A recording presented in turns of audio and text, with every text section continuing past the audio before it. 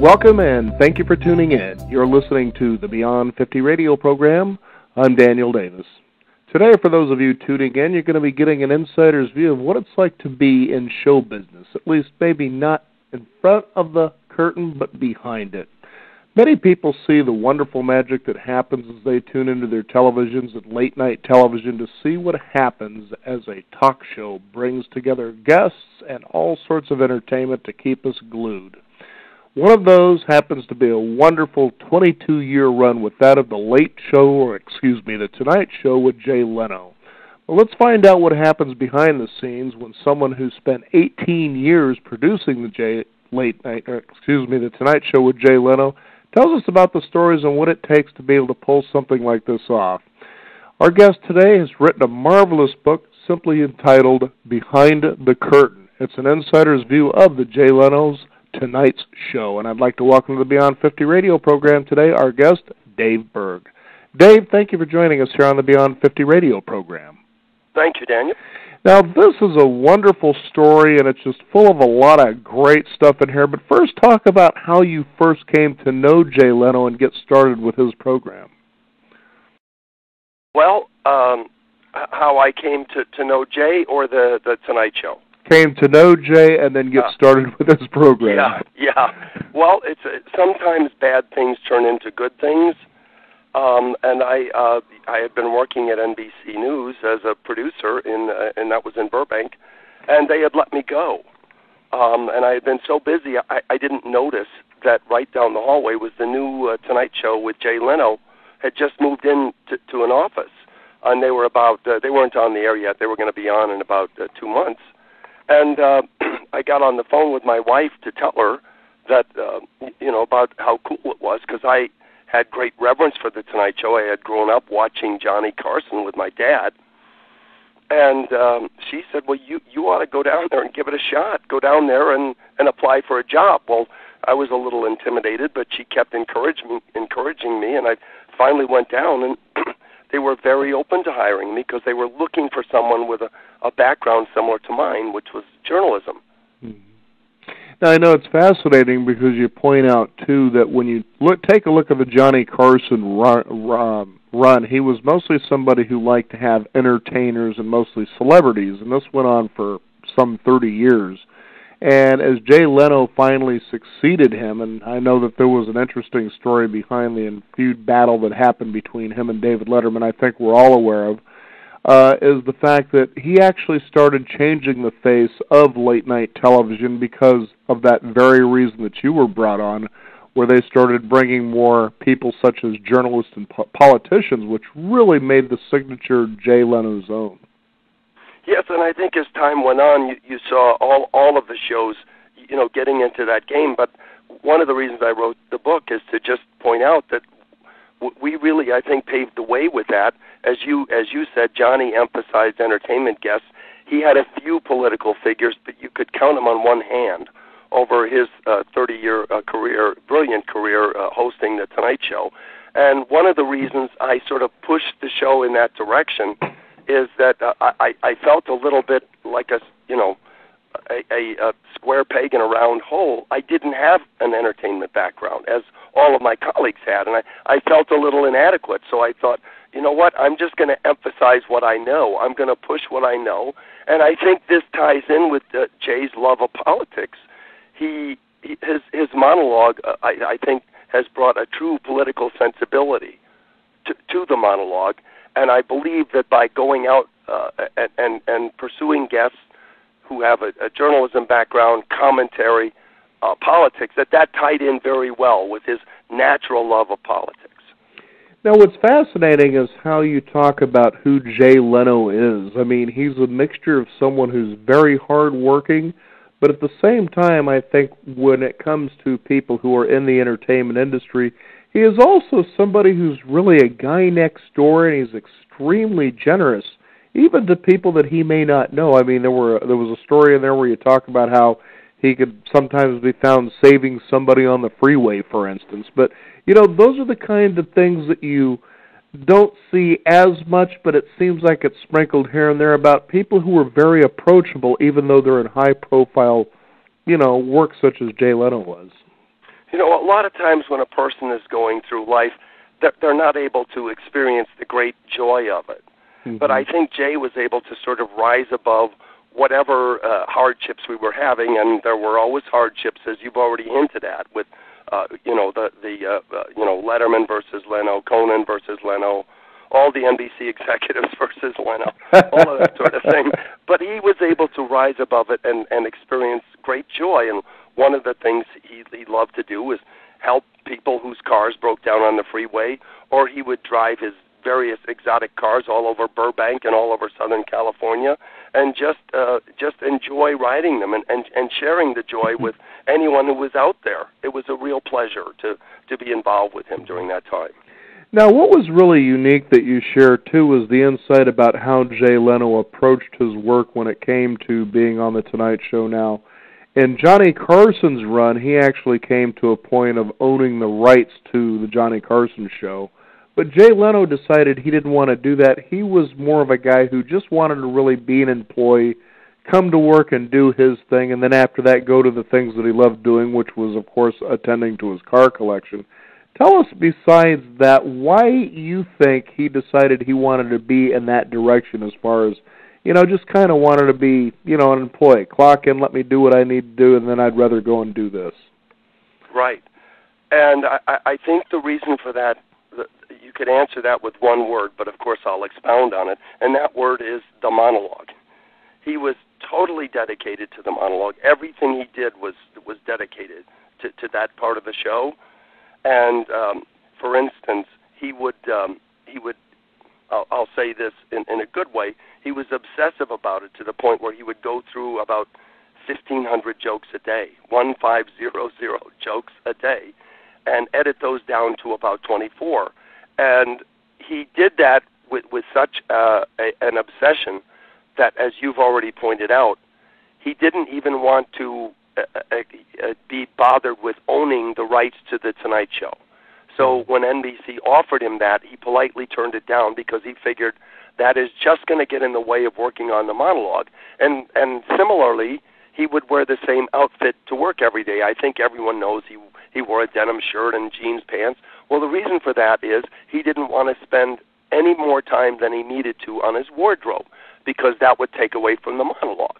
By the same token, he ate the same lunch every day for a year, chicken, and then he'd mix it up. The next year he'd have turkey and on and on. But he had the same dinner every night, lasagna.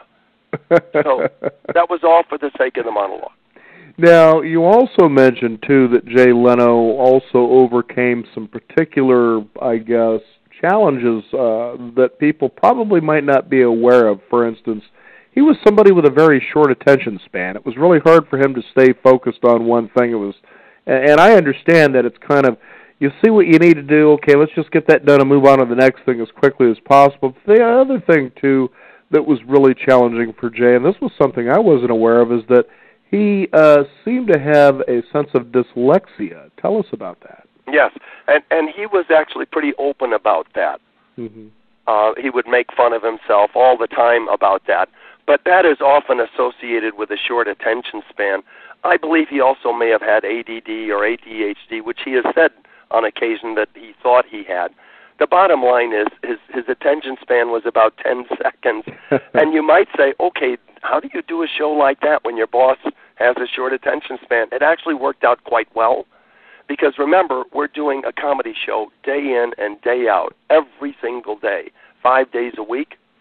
And when you that's a lot of comedy to turn out. And when you have that much to do, it actually helps when the boss gives you 10 seconds.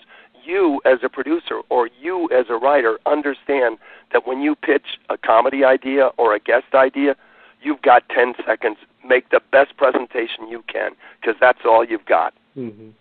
Now, if you could for us, I would like to have the listeners understand what exactly your job was. What were you most responsible for this show? Well, I was a producer, a co-producer, and in Hollywood, that's a pretty nebulous term. It can mean anything. It can mean if you have a starlet or a star of a film, it could mean that it's her boyfriend. He gets producer credit. That has been done. not unfrequently, or infrequently. But actually, it was pretty clear, pretty simple what I did. I booked the guests and helped produce the segments. In other words, helped come up with ideas along with Jay for questions and ideas for the guest segments. Now, that isn't something, people kind of think, well, that doesn't sound too hard, but boy, when you read this story, you find out there is more than a 3-ring circus going on here. It's more like 5 or 10 rings, isn't it? Yeah. Now, I know that when you first started with the show, one of the first people that you met that actually sort of launched you in this direction was one Helen Kushnick. Yeah. Now, she was portrayed by Kathy Bates, of course, for people who might be aware of the David Letterman, Jay Leno feud, by Kathy Bates in The Late Shift. And you were so right in pinpointing about how she played that role with such eerie accuracy. Now, talk about, because you were around that time, what was going on there that it really got to a point that she almost sabotaged Jay Leno's career? Yes, well, let me just say about Helen. Helen was the original executive producer, and she had been Jay's manager before that. Right. Jay took her on as his manager after her husband had passed on, and he was a guy who valued loyalty. So in honor of her husband, he hired her. And I think she was a terrific manager. She was very aggressive, which is what you have to be, but I think she just didn't know how to I think she didn't understand the subtleties of being an executive producer. Sometimes you have to be nice, right? And you have to be accommodating, and you have to make compromises. And I think Helen found it very difficult to make that transition. And as a result, she came off. She came off as sometimes a very unkind person. And that was portrayed in the movie, as you pointed out, by Bill Carter, by Kathy Bates. And I have to tell you, whenever I see Kathy Bates, who's an incredible actress, I shudder a little bit. I could imagine you would, for anybody who's ever seen The Late Shift. She kind of reminds me of Helen. She nailed the part very, very well. Mm-hmm. But I also have fond memories of Helen because she also hired me and supported me as a very different producer, different from any of my colleagues. Mm-hmm. Now, it was interesting because you talk about the fact, I think a lot of times people might take a look at the fact, I remember years ago when I would watch late night television, I'd think, oh, the stars want to be on this show, and so they show up and they talk, and I think this is really neat. But after I started getting into media myself, I realized, well, no, it's a whole different ball game. This is how it really works. And so that kind of broke the illusion that I had. You realize on the other side of the mirror there is a tremendous amount of work that goes on to pull off what in the end result people see as an entertainment show. And so now it was interesting to read some of the stories that you have in here about what it took to actually get guests on the show. One notably that comes to mind was one of his favorite shows of all time is when you actually booked John F. Kennedy Jr., but that there not only was no easy feat, but that took some time, didn't it? Yes, it took me 6 years to book JFK Jr. Mm-hmm. And, most people would assume, oh, well, did JFK think he was just too good to do the show, or it was beneath him, or something like that? Actually, it was just the opposite. He didn't feel that he was good enough to be on The Tonight Show. He was a guy of great, great humility, and I was just overwhelmed by that, and absolutely thrilled when he agreed to do the show after working on it for 6 years. Mm-hmm. And Jay felt the same way. And even furthermore, there was a special reason that was Jay's favorite guest, at least according to the book, and that there is an interesting story by itself. Yes, he turned out to be the favorite guest, not because it took me 6 years to book him. That was part of my feelings that I was thrilled about it. He also turned out to be, I believe, the most charming guest we ever had, and the reason is because of his insecurity about being on the show, and he was booked because he was only available on one night, and we booked him on that night. It happened also to be the night that we booked Jerry Seinfeld, who was on the same night as the very last episode of the Seinfeld. Mm-hmm. And so when I told JFK Jr. that there was an opening on the one and only night he was available, and that, by the way, he'd be on with Jerry Seinfeld, he wanted to drop out then and there because he felt like, oh my gosh, on the biggest night in television up until that time, who's going to want to hear anything I have to say? So he, I talked him into staying on the show, but he, again, because of his insecurity, overemphasized Jerry Seinfeld and the fact that he was portrayed in a Jerry Seinfeld episode and how he dealt with that. And so, you see Jerry Seinfeld, who was captivated by, he's sitting there on the show as captivated as anybody in the audience by the stories that JFK Jr. had to tell. Mm-hmm. And even furthermore, too, what I found very touching was what was such a big deal that you share in the book is the fact that when Jay was a boy growing up, that he was around when John F. Kennedy was assassinated. That'd be John F. Kennedy Jr.'s father. And he's seen the emotional impact that it had on his mother, wondering, what's going to happen to that little boy there that she's seen? And here years later, he's shaking JFK Jr.'s hand as if to say, look, Mom, he's all right. I think those of us of a certain generation, including me, we remember when President Kennedy was assassinated. We remember that funeral procession when, at that time, John, 3 years old, in his little sailor suit, was saluting as the horse bearing the casket of his father went by. We remember that moment. And Jay was sitting next to his mother watching that event on television, and she was hysterical. She was crying, what's going to happen to that little boy, as you said? Well, after that happened, Jay sort of put it out of his mind. He forgot about it until JFK Jr. actually walked out on the stage, and the moment he saw him coming out on the stage, he remembered his mother crying and almost broke down into tears. Now, when it came to booking guests, that never sounds as, it took you 6 years to get John F. Kennedy Jr. on the program, but sometimes, it's not just that, but there's a lot more to it. There are a lot of egos that go on here. Tell us about some of the things that you had to encounter.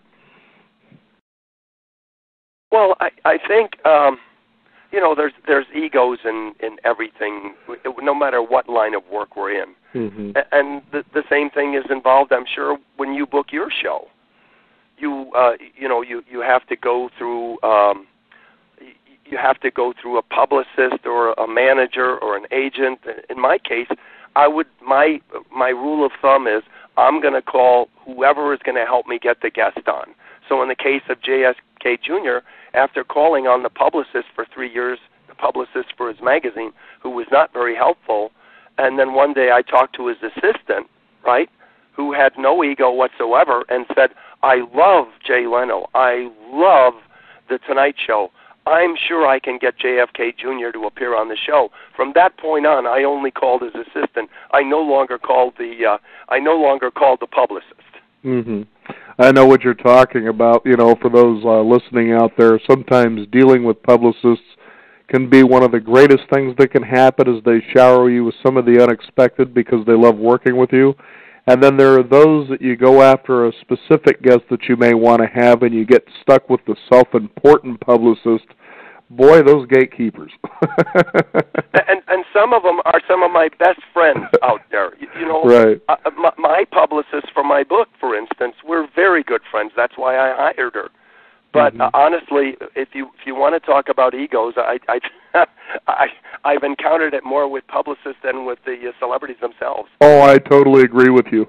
The other thing, too, that I really enjoyed reading about and finding out about is that your insights about celebrities, to me, I feel the same way. People say, you do this radio show, do you talk to celebrities? And I say, well, of course, I have celebrities on the show here and there.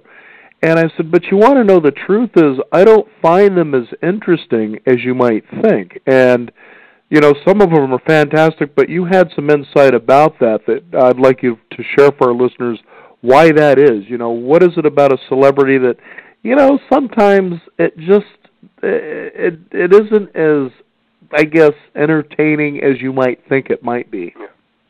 And let me just say at the outset of answering this, I'm not saying this to be critical of celebrities. No, and you don't say that in the book either. Yeah, I just want you to know that, because if next to Jay Leno and the music director and the band, the most important part of the show were our guests, and I was grateful to have them and to work with them. Mm-hmm. But the celebrities who I think struggled the most with appearing on a talk show were not who the average person would think they are, and that would be actors. Now, you would think, they're natural performers and that they would handle talk shows very well, but they struggled a little bit with it, because when you think about it, what do they do for a living? Again, not being critical, but their living is involved in portraying other people. Mm-hmm. And what do they do in their job? They read scripts written by somebody else. Mm-hmm. And so I'm a big fan of many actors out there, but some of them really, really struggled. And that's what we had to do as a producer, is to kind of bring everybody up to speed, because, it wasn't acceptable to come on The Tonight Show and not be entertaining. Mm-hmm. And that's why I enjoyed working with the people that I brought. I worked with all types of guests, but I especially enjoy the people from the political world, especially people in the news business. The inside of every news commentator and news reporter is a very funny person struggling to get out. Mm-hmm. I know one of the neat stories that was really funny when I was reading about this was that of booking Judge Judy. Tell us about that one.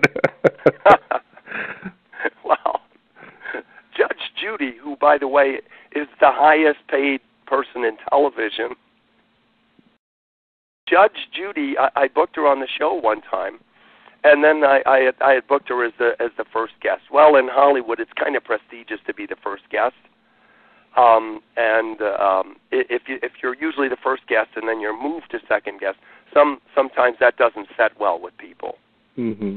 And I had her booked on the show, but then I booked the Super Bowl winning quarterback of the Denver Broncos, John Elway. And so I called her and I said, "You should know, the Denver Broncos just won the Super Bowl." She goes, "I didn't know.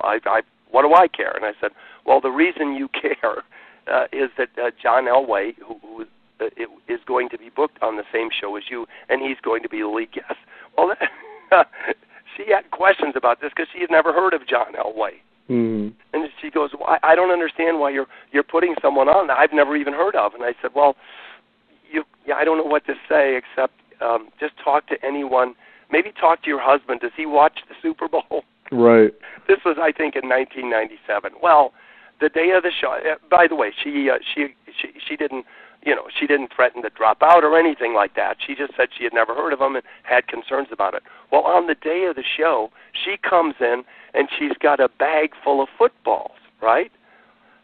Because her grandkids knew who John Elway was, and they thought Grandma was the greatest thing since sliced pie, because Grandma was going to go to the Tonight Show and get John Elway's autograph. Well, how about that? So she shows up with all these footballs and going, "Where's John Elway?" And you had a policy, too, about autographs, but apparently John Elway was more than happy to concede. He was very gracious about it. Now, the other thing, too, is that sometimes things don't go so nice, and Dr. Phil was always a big draw on The Tonight Show, but toward the end there, things didn't turn out so well. Tell us about that. Well, Dr. Phil, I always enjoyed working with him because he and Jay were naturally competitive with each other. So when when Dr. Phil was a guest, the two of them would try to one-up each other, and there was a very unique relationship and kind of a sense of spontaneity. So he was a terrific guest, but we had a difference of opinion with Dr. Phil. This was during the time of the Jay Leno show, which was the primetime show that we did. Well, I don't want to say it was a total disaster, but it didn't go well for us. Mm-hmm. And at the end of our run on the Jay Leno show, which was on during prime time, during which Conan O'Brien was selected as the Tonight Show host, NBC canceled both shows and decided to put Jay Leno on it decided to go with him as going back to the Tonight Show format and putting Jay Leno as the host. Well, we were getting a lot of heat from the critics that Jay Leno was bigfooting Conan. None of it was true. Jay was not involved in making any of these decisions. These were decisions made by NBC. But we felt that Jay needed to go out on a show and explain what was going on and what his point of view was in this. So we decided to select the Oprah show to do this. Well, we had promised Dr. Phil that the next time Jay was going to do a talk show, he would do Dr. Phil. Well, we decided that we would have to, that it would be in our best interest. We were struggling for our very survival in a way. Mm-hmm. Well, Dr. Phil saw it a different way. His feeling was that we had committed.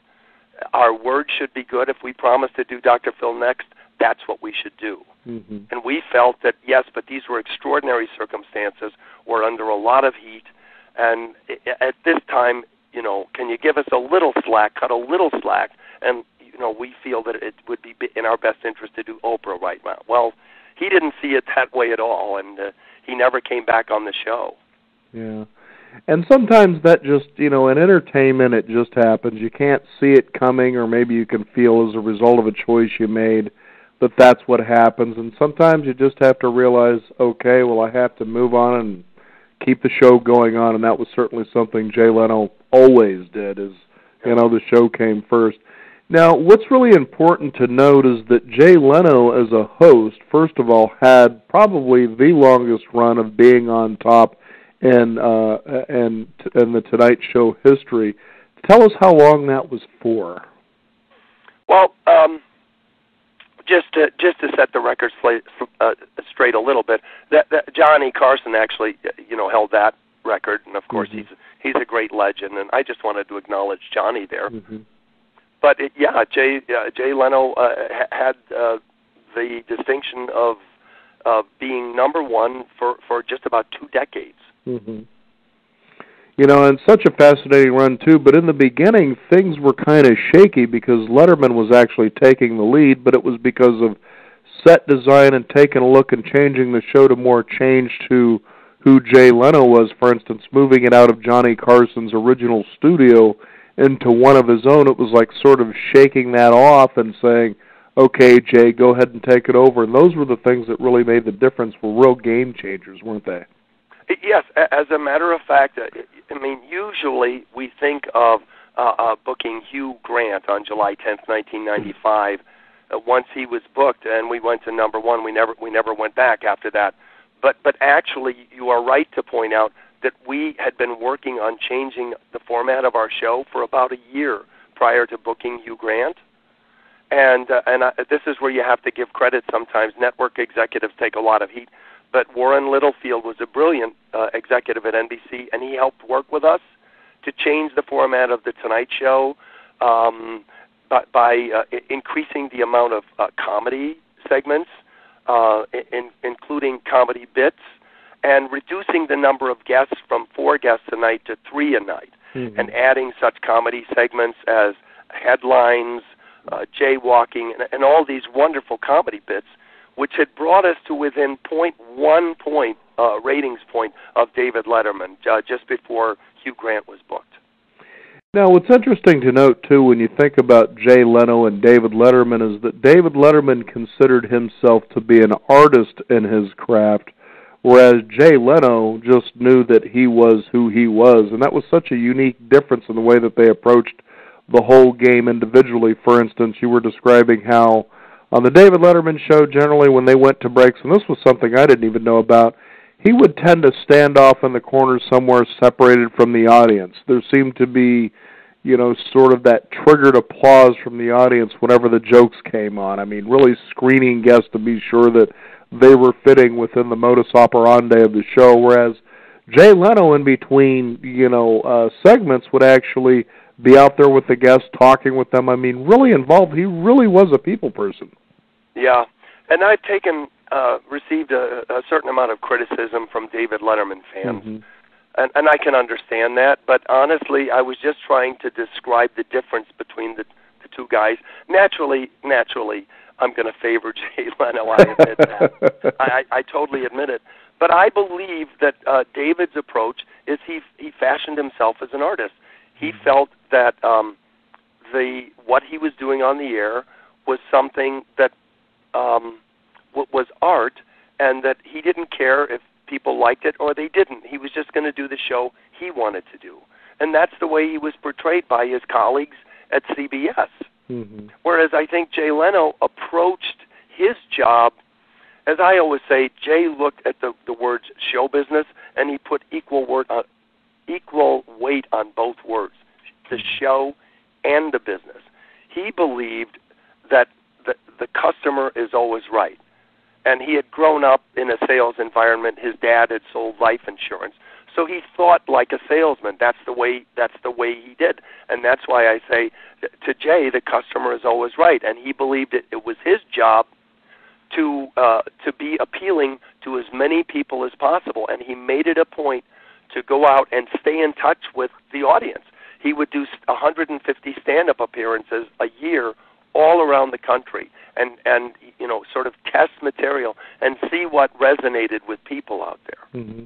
Which, when I came to know that years ago, I thought was such a unique touch, because you weren't relying on people that do the research for you and tell you, I believe this is what's going on. You really have to get out there and have a feel for things. I describe when I do what I do, I'm out there listening to people constantly. What are your moods and attitudes about this? So if I bring on a guest that fits in with that, I feel the sense and the pulse of what they're really interested in. So when I'm speaking with a guest, perhaps someone like yourself, I get a real feel for what is on their mind, so the questions that I craft have a lot to do with, this is what I would really like to know about this. Not me, for instance, but really them. And that's one thing that I really respected about understanding Jay Leno over the years, is that he was out there doing the work. He was really out there as a people's entertainer. And I think that really changes and comes through in such a beautifully authentic way when you see it being pulled off. I thought he did, honestly. For instance, a lot of people probably wouldn't know this, but he was involved in what's called the warm-up to the show. Mm-hmm. Each show, every sitcom and every late-night show, they have a comedian come out and warm up the audience, get them ready for the show. Well, Jay participated in the warm-up. David never did that. This was just part of what Jay Leno did. Mm-hmm. And like you were mentioning earlier, I enjoyed watching David Letterman. I remember seeing his very first show. I believe it was around 1979, but I began to see a difference that I liked after he went in for surgery. He seemed to really kind of humble down a little bit, where he wasn't so hard on his guests sometimes. Yeah, I think there might be something to that. Yeah. Now, one of the first for Jay Leno, there are a bunch of stories. After all, somebody who over the course of 2 decades interviewed more than 14,000 people. We could spend all day talking about this, but, we don't have that kind of time. But one of the things I wanted to point out was that specific show that put him on the #1 spot, and he stayed there. And it was a whole new thing that I don't think people experienced, and that is the one with Hugh Grant and the Mea Culpa. Tell us why that was important. Well, we because you read my book so thoroughly, you sort of touched upon how we overtook David Letterman by preparing, but it did come down to one booking, and you've already said it. Hugh Grant, we booked him on July 10th, 1995. He was an up-and-coming star, a British star, and he had just done his first Hollywood movie called 9 Months. That's why we booked him on the show. Well, after he was booked on the show, he was caught in Hollywood having a dalliance with a Hollywood prostitute. Mm-hmm. And that story went viral at a time before the word viral was even a word. It went worldwide. And so our challenge at the time was not to book Hugh Grant. He was already booked. Our challenge was to keep him on the show. And at that time, what we sort of think of as the celebrity mea culpa, it didn't exist at the time. Mm-hmm. It really didn't. When celebrities were sort of naughty back in those days, they just disappeared. They kind of disappeared from the scene, which was Hugh's inclination, because that's what celebrities did. Well, we decided that we would take a different approach, which would be to talk him into staying on the show and just say, what's the downside? There's no downside to this because your Hollywood career is at stake here. It's going away. You have no more film career if you don't do something about this incident. Because after all, he had a long-time girlfriend, Elizabeth Hurley, a beautiful model and actress, when he had this dalliance. And so we took this approach with him, and he listened to that. But then he thought, well, I don't know if I want to do it. He was inclined to drop out again. Well, then Jay Leno got on the phone and said, look, you know me, Hugh. I'm gonna handle this with kid gloves. I promise I'm not going to ask you salacious questions. I'll ask you a question or two. Then we can go back to promoting your film 9 months. Well, Hugh Grant listened to that, and he agreed to do it. And so on the night of the show, Jay Leno held up his end of the bargain, which was to handle the whole incident tastefully. And Hugh Grant held up his end of the bargain, which was to do a genuine apology. So when Hugh Grant came out, Jay Leno asked him one question. What the hell were you thinking? Right?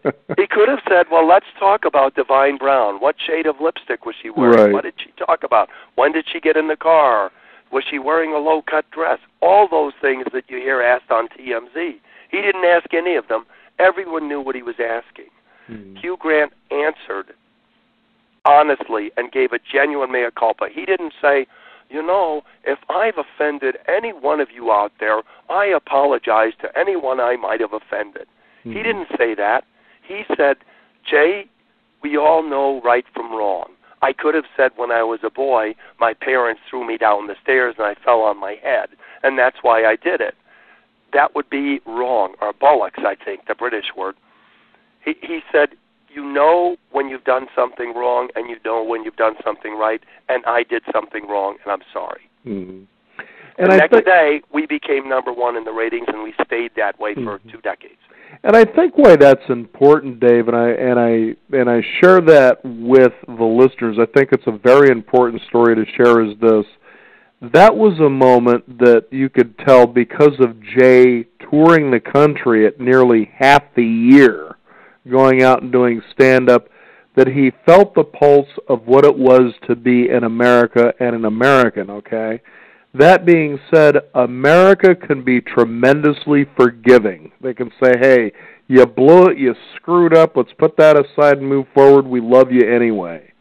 But the problem is that we hear so much of people screwing up, if you will, not owning up to the responsibility they did that. In other words, blaming somebody else if they say anything at all, or trying to side ditch it like you tend to see in politics. And here was a moment that actually happened and genuinely happened, and that's why I think that actually kept his career going, is that they understood how to handle this in a way that said, this is America. We're going to go ahead and give you a second chance, but don't BS us. Does that make sense? Oh, it makes total sense. Jay Leno used to have a saying, which was, Americans will forgive people of anything except one thing, hypocrisy. Right. I thought that was an important story here as we get close to wrapping up the show here, and I have to say, this is something I know readers will pick up and be highly entertained by. It's a hard book to put down, it really is, and I wished we could go into a lot of stories, especially the one of Dennis Rodman. I know you had a lot of fun spying on him. That was so Dennis Rodman, you know, and the things that you encounter there. But I think to point that out that, you know, you hear in a day and an age, and we've certainly talked about this on the program many times for people approaching midlife, is there's the law of attraction and how the universe and God works. And you certainly, in spying on Dennis Rodman, if you will, understood serendipity really exists, and it just can blow your mind sometimes in the directions that it can take you and how things work out. But, you know, I just want to say, first of all, thank you for taking the time to be on our program. There's a lot of juicy bits in here, but we're going to go ahead and wrap up with the fact that, first of all, Jay Leno had another first. He was the first Tonight Show guest, or late television guest, who actually had a sitting president. That is correct. And by the way, I wanted to thank you for for reading the book. It's very obvious you're coming from a position of knowledge, and I'm very honored that you read it. Well, I'm not going to let a producer sit there going, okay, here's another guy that had some research aids happening here. Again, I like to think of my audience much like Jay did. Well, I'm honored that you read it, but I think the highlight of Jay's career, and I guess my career also at The Tonight Show, was that we booked the first sitting president ever to do a late-night show, and that was Barack Obama on his 59th day of his first term in office.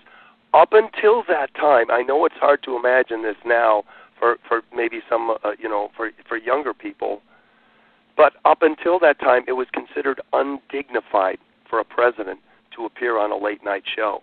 They just didn't do it.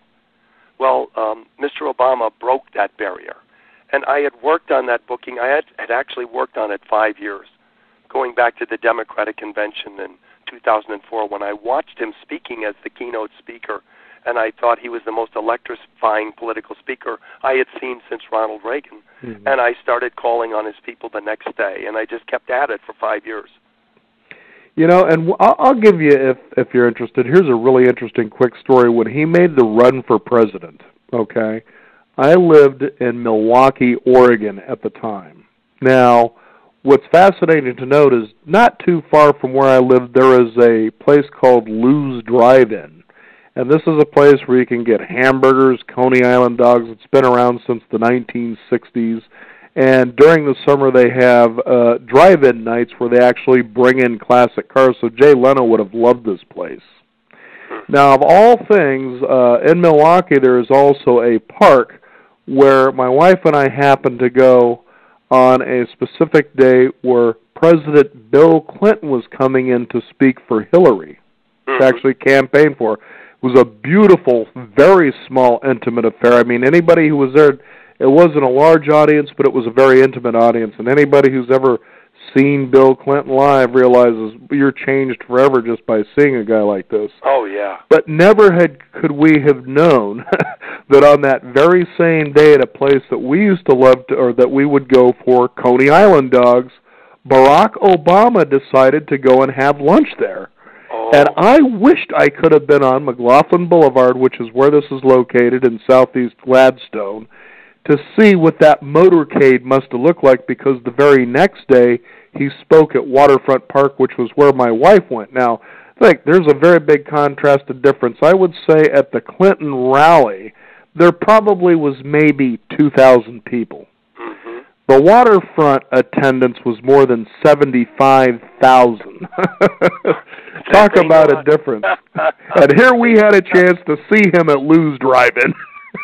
How cool is that? It is, and they've got pictures of him sitting there enjoying a Coney Island hot dog and hobnobbing with the locals, but it just would have been interesting just to see that motorcade. But now, Jay Leno, I watched the final show, and it was really amazing what he shared with the audience in his closing. But first of all, to note, one of the special guests that he had on there was that of Billy Crystal, who also happened to be his very first guest and his last. That was pretty amazing in and of itself. Tell us a little bit about that. It was amazing, and I think it demonstrates how big a factor loyalty is to Jay Leno, mm-hmm. and also to Billy Crystal. Billy, as you've already said, appeared on the first show, May 28, 1992, and not on the air, but Jay asked Billy if he would also appear on the very last show that he did, and Billy said, yes, I will do it. Well, Billy appeared on the last show, not only the last show on February 6, 2014, but also the last show of the first run of The Tonight Show. Hope I'm not confusing people. That was in May 2009, when we were moving over to doing prime time, the Jay Leno show. So we all thought that was the last Tonight Show. Mm-hmm. But actually, Billy showed up again on the very last show. And by the way, by that time I had left the show to write the book. But my wife and I, Mary, we were invited to that show. Mm-hmm. And there was Billy on the last show. And we also went to the wrap party after the show.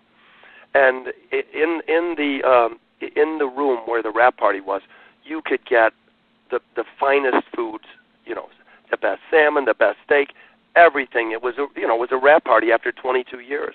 Mm-hmm. But here's Billy and Jay and Mavis, Jay's wife. They're sitting at a table. They had special pizzas brought in because that was Jay's favorite meal. I'm sure him and Warren Buffett would have gotten along quite well because he was the same way. There was a funny story I was reading in the biography of Warren Buffett where he was at the top sushi place in New York City, top sushi chef almost in the world, bringing out these little trays. He'd kind of look at it and push it aside, and then another one would come out, and they were kind of getting confused as to, what was going on here. And it wasn't that it was bad, it's just not something Warren ate, but boy, how he would have loved to have just had a McDonald's cheeseburger. By the way, I tried for years and years. I call Warren one of the gets I didn't get. Right. And you have a whole chapter on that, too. Yeah. I thought he was a fascinating man. Now, in closing, I think what really touched me when Jay Leno finally signed off was I had no idea about the adversity he had actually faced in his show in regards to his family. You kind of expect a little bit of a tear going on when somebody's about to leave something that you as a viewer become so familiar with. We know that's coming. But I would have never expected what he actually said there on the show.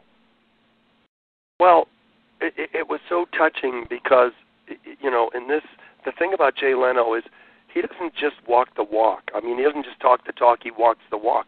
So what he said was that he had basically lost all of his family members during the course of his career at The Tonight Show. Mm-hmm. His mom, his dad, and his brother, mm-hmm. his only sibling.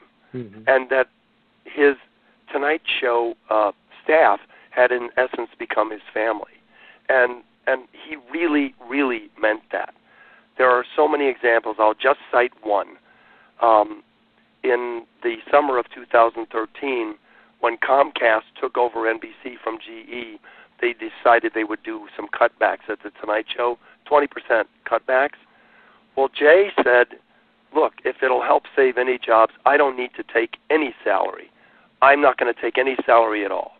Well, of course, the executive said, well, you can't do that. They didn't want that precedent being set, But they did allow him to take a 50% pay cut.